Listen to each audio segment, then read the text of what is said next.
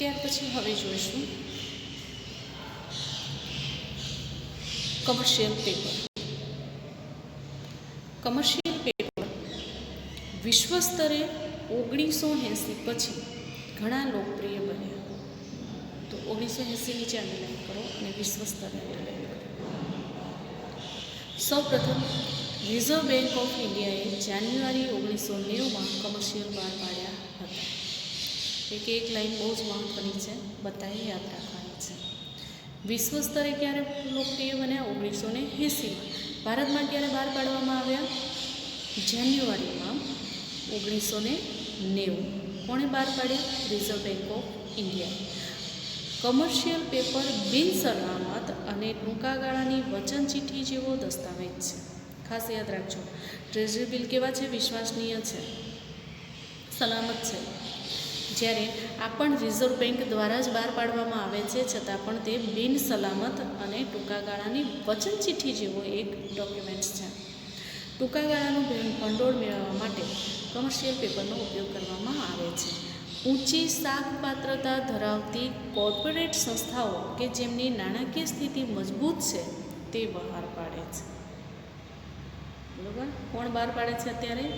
ઊંચી નાણાકીય સંસ્થાઓ, કોર્પોરેટ સંસ્થાઓ કે જેની શાકપાત્રતા ખૂબ જ ઊંચી છે, નાણાકીય સ્થિતિ ખૂબ જ મજબૂત છે, આર્થિક રીતે સદ્ધર છે, તેના દ્વારા બહાર પાડવામાં આવે છે. હસ્તાંતરણીય સાધન છે, તેથી ફેરબદલીને પાત્ર છે.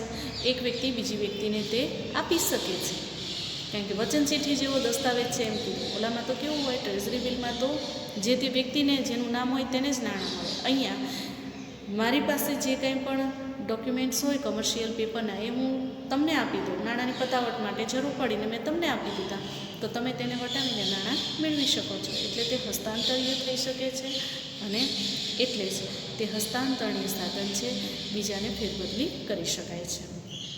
કંપનીઓ અને નાણાકીય સંસ્થાઓ ઓછામાં ઓછા 7 દિવસ અને વધુને વધુ 1 વર્ષની મુદત માટે બહાર પાડે છે. તો તે અંડરલાઈન કરો. ઓછામાં ઓછા 7 દિવસ અને વધુમાં વધુ 1 વર્ષ.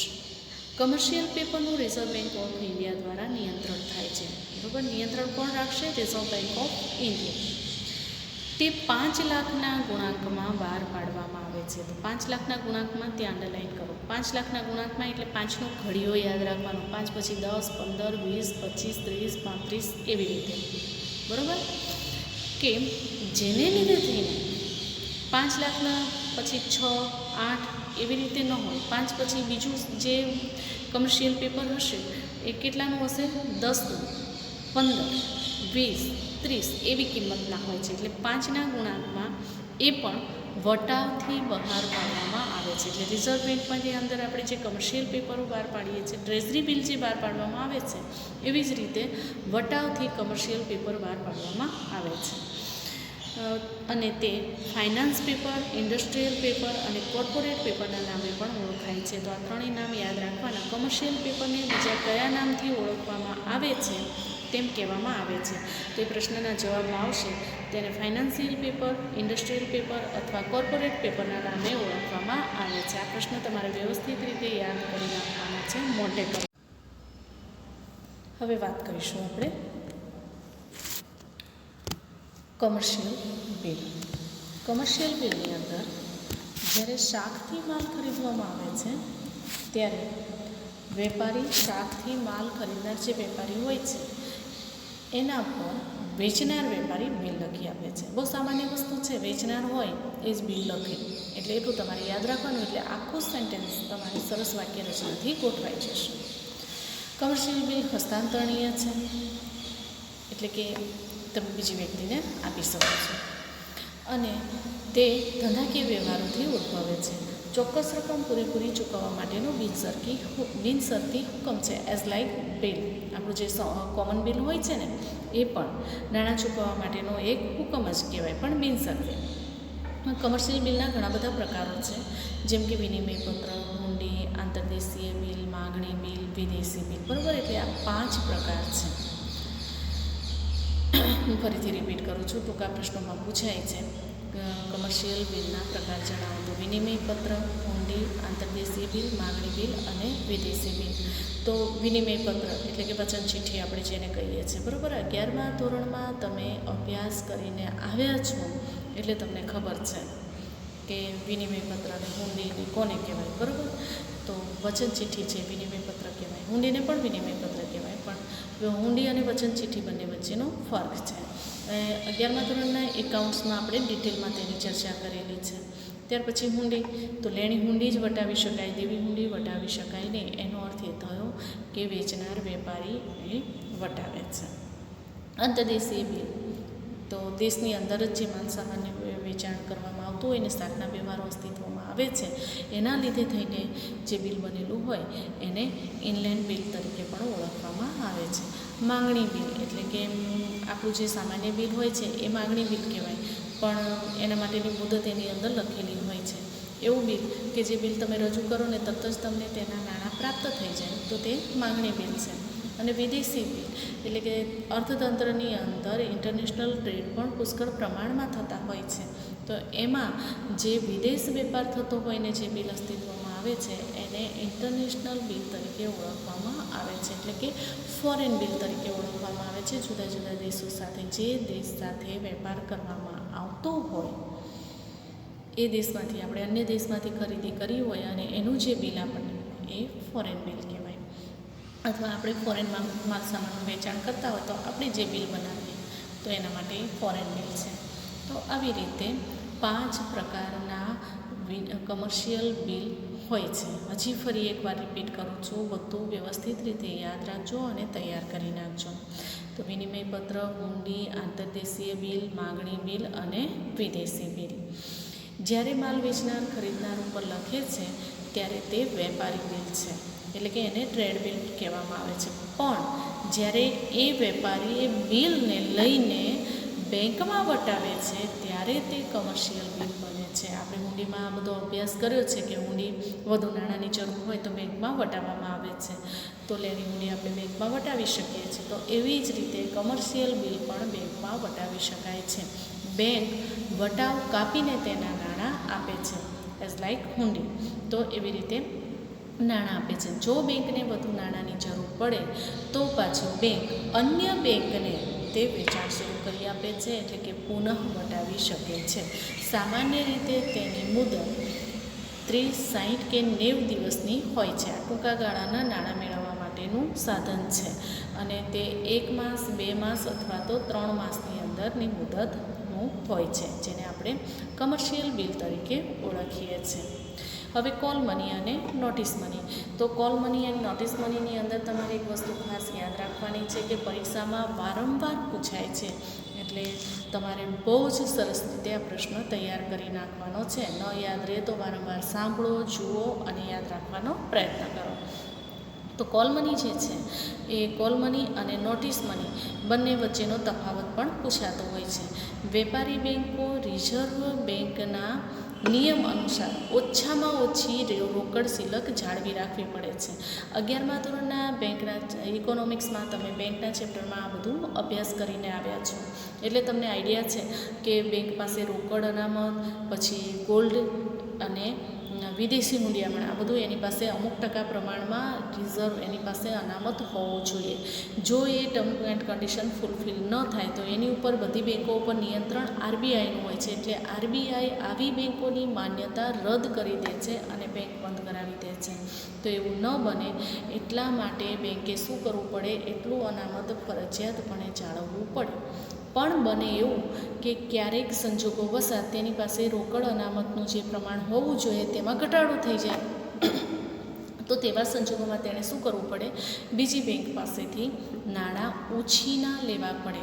આ બહુ જ ટૂંકા ગાળા માટે, એટલે કે 1 દિવસ માટે નાણાં ઉછીના લેવામાં આવે. એક બેંક બીજી બેંક પાસેથી નાણાં ઉછીના લે તેને કોલ મની કહેવામાં આવે છે. કોલ એટલે કેવું, કો અને તરત જ નાણાં તમને મળી જાય. તો તેવા સંજોગોમાં 1 દિવસ માટે જ નાણાં ઉછીના લેવામાં આવતા હોય છે. આ વસ્તુને આપણે એક એક્ઝામ્પલ્સ દ્વારા સમજવાનો પ્રયત્ન કરીએ. દાખલા તરીકે કોઈ એક બેંક છે કે જેને ધારો કે 5 લાખની રોકડ અનામત રાખવી જરૂરી છે. રિઝર્વ બેંકના નિયમ પ્રમાણે 5 લાખ રૂપિયા, ધારો કે દાખલા તરીકે આપણે ઉદાહરણને સમજવાનો પ્રયત્ન કરીએ છીએ, તો તેવા સંજોગોમાં તેની પાસે 5 લાખ રૂપિયા રોકડા બેંકમાં હોવા જોઈએ. હવે ધારો કે તેની પાસે 4,47,000 રૂપિયા છે, તો બાકીના 53,000 રૂપિયા એને ઘટે છે. અત્યારની સામાન્ય સંજોગો તો પરિસ્થિતિ તો છે નહીં. અર્થતંત્રની અંદર કોઈ પણ કારણસર, અત્યારે કોવિડના કારણોસર અર્થતંત્ર મંદ છે, કેટલા બધા ધંધાઓ પડી ભાગ્યા છે, કેટલા બધા એકમો અત્યારે કાર્યરત નથી છે, તો બહુ ઓછી શિફ્ટમાં કામ કરે છે, તો સ્વાભાવિક છે કે નાણાંની તરલતા જળવાય નહીં. તો તેવા સંજોગોમાં બેંક પાસે 5 લાખ તો પૂરા હોવા જોઈએ. હવે સામાન્ય સંજોગો હોય તો કરંટ એકાઉન્ટની અંદર રોજે રોજ ડિપોઝિટ જમા થતી જ હોય, એટલે કે એકમ દ્વારા નાણાં જમા કરાવવામાં આવતા હોય, એટલે એનું બેલેન્સ જળવાઈ રહે. પણ અનિવાર્ય સંજોગોને કારણે થઈને અથવા કોઈ પણ ક્રાઇસિસને લીધે થઈને એ અનામતનું પ્રમાણ ડિસ્ટર્બ થઈ જાય છે, તો 53,000 રૂપિયા એને બીજા પાસેથી માંગવો પડે. હવે એને એમ હોય કે સાંજ સુધીમાં તો પાછા 53,000 આવી જશે, કારણ કે એના રોજે રોજના જે ટ્રાન્ઝેક્શન હોય એને લીધે થઈને એને ખ્યાલ આવી જાય કે રોકડની આવક કેટલી છે અને જાવક કેટલી છે. તો તેવા સંજોગોમાં સાંજ સુધીમાં તેની પાસે 53,000 રૂપિયા આવી જશે, એની એને ખાતરી હોય. એના કરતાં વધારે પણ આવી શકે. તો તેવા સંજોગોમાં તે કોલ મની કરશે, એટલે કે અન્ય બેંક પાસેથી નાણાં ઉછીના લેશે. સાંજ પડતા સુધીમાં તે નાણાં તે બેંકને પરત કરી દેશે. આ એક દિવસ માટેના નાણાં ઉછીના લે છે અને માટે તેને કોલ મની તરીકે ઓળખવામાં આવે છે. હવે માલ વેચનાર ખરીદનાર ઉપર લખે ત્યારે તે ટી બિલ હોય છે. બેંકમાં વટાવવામાં આવે ત્યારે તે કમર્શિયલ બિલ બને છે. વટાવથી બહાર પાડવામાં આવે છે અને તેને પુનઃ પણ વટાવી શકાય છે. તેની મુદત 30 દિવસ, 60 દિવસ કે 90 દિવસની હોય છે. આ બધું જ તમારે યાદ રાખવાનું છે. આ છે કોલ મનીની વાત કરીએ આપણે, બરાબર. હવે અનામતનું પ્રમાણ જાળવવા માટે બેંક અન્ય બેંક પાસેથી નાણાં ઉછીના લે છે. તો બધી જ બેંકોએ રોકડ અનામતનું પ્રમાણ જાળવી રાખવું પડે છે અને એ જ કારણથી બધી બેંકો અવારનવાર અન્ય બેંકો પાસેથી, કારણ કે કોણ ક્યારે કેટલા નાણાં ડિપોઝિટ કરશે ખાતેદાર એ બેંકને ખબર હોતી નથી, એટલે અવારનવાર બેંકોએ એકબીજા પાસેથી આવી રીતે નાણાં ઉછીના લેવાના હોય છે. તો કોલ મની માર્કેટ એ બજારમાં ખૂબ જ મહત્ત્વનું ઘટક અત્યારે બની રહ્યું છે, જેને રીતે થઈને અનામતનું પ્રમાણ જળવાઈ રહે છે. કોલ મની માર્કેટમાં કોલ મની, નોટિસ મનીનો પણ સમાવેશ થાય છે.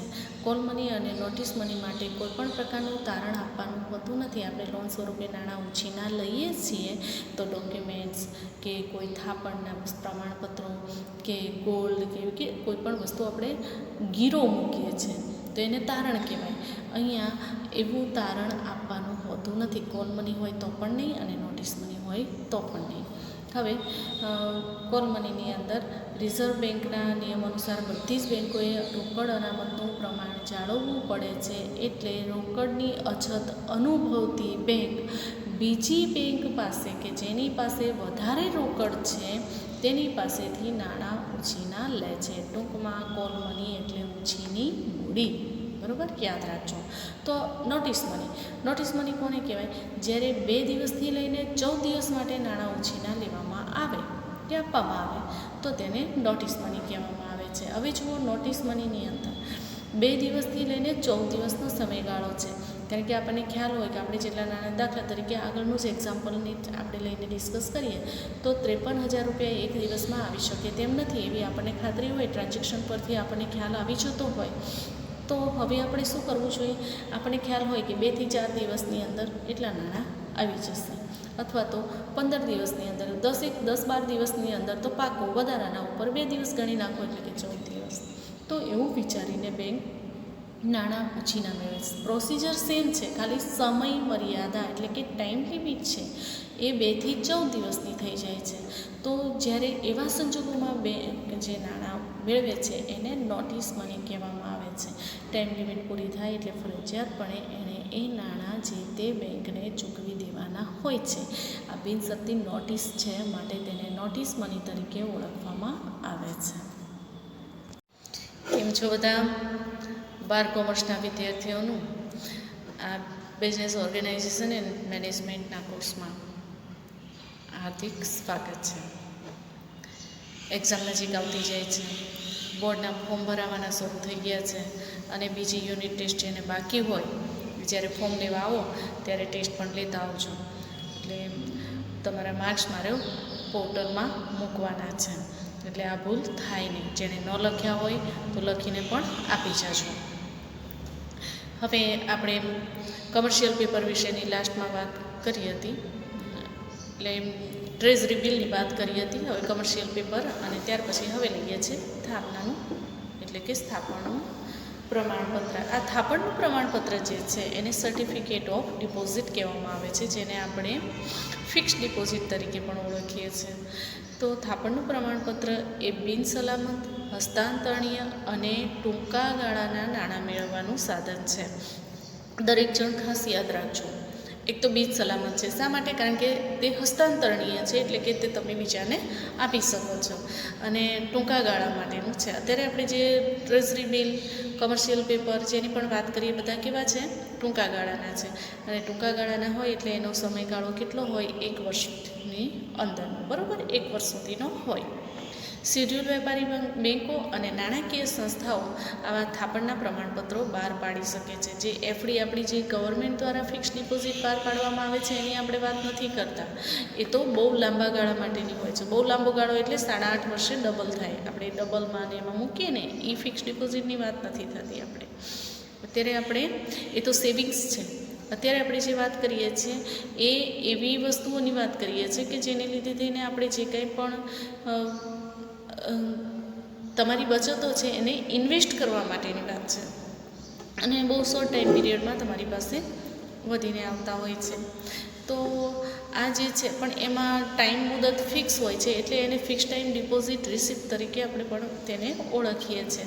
આ જે બેંકમાં તમે જે થાપણ મૂકો એના માટેની તમને રસીદ આપવામાં આવે છે. એ રસીદને આપણે ફિક્સ ટાઈમ ડિપોઝિટ રસીદ એટલે કે રિસિપ્ટ તરીકે ઓળખીએ છીએ.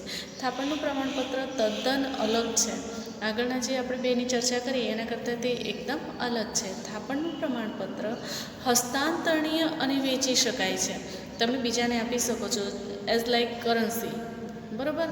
આપણી પાસે 2000ની નોટ હોય તો જ્યાં સુધી આપણી પાસે છે ત્યાં સુધી આપણે વાપરી શકીએ. અન્યથા જો આપણે બીજાને આપીએ છીએ તો એ પોતાની મેળે આપણે બીજાને હેન્ડ ઓવર કરી દઈએ તો એ એનો ખર્ચ કરી શકે છે. એ 2000 રૂપિયાનો માલિક છે. તો આ થાપણનું પ્રમાણપત્ર છે એમાં પણ એવું જ છે.